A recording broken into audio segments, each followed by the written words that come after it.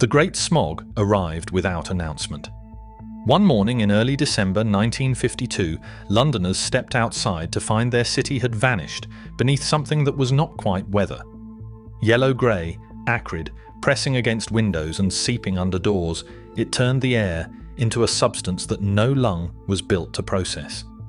A catastrophic air pollution event, unlike anything the city had endured in living memory. Visibility dropped to 5 yards in places. Cinema projectionists shut down their reels mid-screening. Cattle at the Smithfield Market Show collapsed and died in their pens.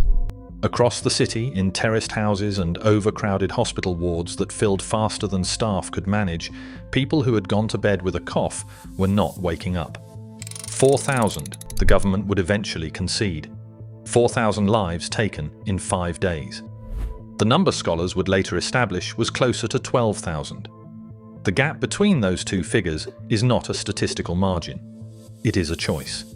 And that choice reveals almost everything about what Britain valued in the winter of 1952 and what it was willing to set aside. But that is the end. The beginning is older and quieter and built from coal. To understand the Great Smog, you have to understand what London was burning. Britain in 1952 ran on coal. Not as a figure of speech, materially, physically, in every sense that held the country together. Coal heated homes. Coal powered the stations. 5 of them stood within or close to the capital: Battersea, Bankside, Fulham, Greenwich, Kingston upon Thames, burning around the clock, still working, still producing, still pouring sulfur dioxide and hydrochloric acid and unburned carbon into the sky above one of the most densely settled cities on Earth. Bankside alone, according to a Borough Council estimate from September 1950, discharged 235 tons of grit per square mile across the surrounding streets every single month. A consultant's report completed in 1952 found that its aging boilers consumed nearly twice as much coal per unit of electricity as modern designs. The station knew. No action followed. Domestic coal fires burned in the grates of millions of London homes every winter evening, feeding the same grey sky. Londoners had their own name for it, the pea souper, borrowed from generations of Victorian fog. But what settled in December 1952 was something the old nickname had never been asked to carry. The electric trams that had once moved cleanly through the city's streets were gone by then, replaced by diesel buses. The railways still ran on steam. The air above London carried a chronic burden of combustion before December even arrived. Smog did not create the crisis. It made the crisis impossible to look away from. Then came the weather. In the first days of December 1952, a high-pressure system settled over the Thames Basin and refused to move. Cold air pooled at ground level while warm air sat above it, forming a lid across the whole city. The Met Office tracked the anticyclone as it stalled, but no public warning was issued and no emergency mechanism existed to act on the forecast. Under ordinary conditions, a temperature inversion corrects itself within hours. This one held for 5 days. Every chimney, every boiler, every hearth and exhaust pipe in London fed its output into a sealed space. Sulfur dioxide combined with atmospheric moisture to produce sulfuric acid. The acid bonded to soot particles, forming what we would now classify as lethal concentrations of particulate matter. People drew into their lungs what amounted to diluted acid suspended in smoke. Hospitals began filling on the 6th of December, and by the 7th, with the streets reduced to a few pale yards in each direction, the city's death rate was running at multiples of its normal weekly count. Not a spike, a surge.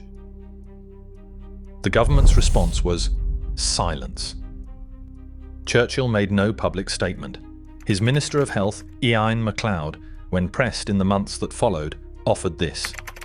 Really, anyone would think fog had only started in London since I became minister. His Minister of Housing, Harold Macmillan, set down in a private letter that the situation was really serious. In public, the line held. London had always had fogs. Winter was always difficult. The matter was in hand. Norman Dodds, a Labour Member of Parliament for Dartford, challenged the government repeatedly in the months that followed, pressing for a proper inquiry and refusing to accept the Ministry of Health's framing that ordinary winter illness explained the death toll. His persistence helped keep the question alive in Parliament when the executive branch would have preferred it closed.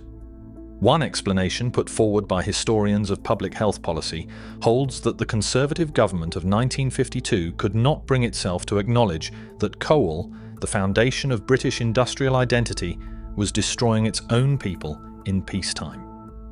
A less damning reading points to genuine institutional confusion, since the initial death registers attributed many fatalities to winter influenza, and no single body in those first days was aggregating the full toll. What remains uncontested is the result. The government understood the scale. Parliament was not told for months. The official figure of 4,000, released without urgency, held public understanding for years. Large enough to register the event, small enough to avoid forcing immediate action. The Conservative government resisted the Clean Air Bill that backbench Member of Parliament Gerald Nabarro introduced, citing the costs of converting homes and industry away from coal.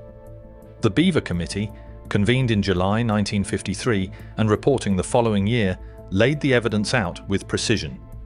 England's bronchitis mortality rate in 1951 stood at 107 deaths per 100,000 people. Norway recorded 5.5. Denmark recorded 2. The committee placed the annual economic cost of smoke pollution to Britain at £250 million. That figure, translated into the language of commerce rather than grief, may have shifted the political calculation more than any death count. The Clean Air Act received royal assent in July 1956, 3 years and 7 months after the fog cleared.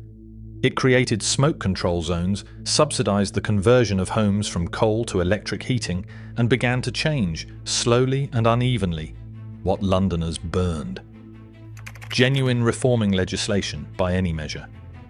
And yet, according to the prevailing historical account, it came not from executive conscience, but from sustained parliamentary pressure and public anger that the official line could no longer contain. A second smog struck London in December 1962, killing an estimated 750 people. The legal framework existed by then. Coal had not yet let go.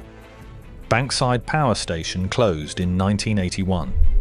It stands today as Tate Modern, among the most visited galleries in the world. Battersea Power Station, decommissioned in 1983, now houses shops and apartments beneath its 4 restored white chimneys, lit at night against the river sky. The structures endure.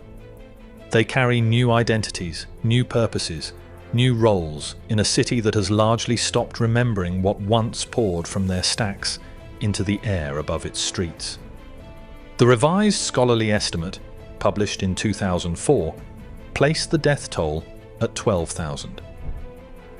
The additional 8,000, over and above the government's original figure, lost their lives in the weeks and months after the smog itself, taken by respiratory infections that colonized airways already stripped raw by acid and soot.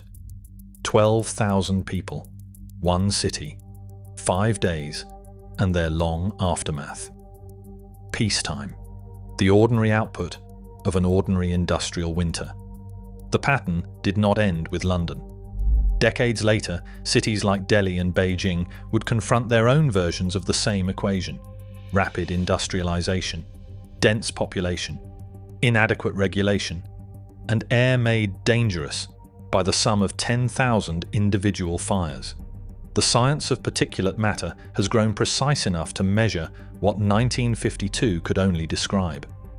The political machinery moves at much the same speed. The fog lifted on the 9th of December 1952. The streets returned. The city resumed, still burning, still trusting, still carrying the coal economy as though no alternative had been demonstrated.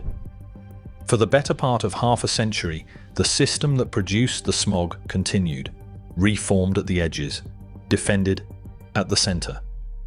12,000 names, no memorial.